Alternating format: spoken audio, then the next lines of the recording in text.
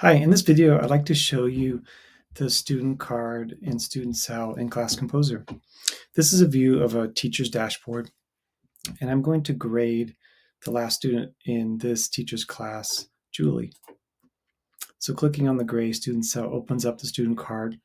And in our system, reading, math, writing, behavior, and work skills are the 5 required elements to allow our algorithm to run to place students into classes.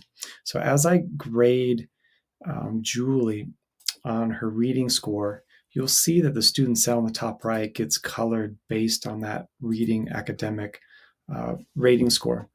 And we use a 9-to-1 scale based on my experience with limitations of standards-based grading.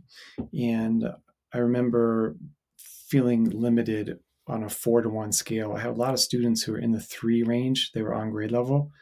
But that didn't really tell me a story if they're a strong reader or just meeting the benchmark. So that's why we have this scale to say they're a strong reader, just above the benchmark. So that would determine the color. And then as you go along in math and writing, that doesn't impact the color. But you'll see that academic score 8 matches the reading score in the student cell on the left. Then as you go across behavior and work skills, the behavior score will show up on the right. That's a 4. The only time the color changes is if the student has any issues with behavior. If they're low or challenging, that will override the color to be yellow or red. Here you can add assessment scores, and this could be done by your principal or administrators. They could preload this and import it so it's available for you, but it's there if you would like to add scores yourself. And then our identifiers are customizable, and this is where you can hover over and click if it matches this student. So Julie is identified as the English language learner.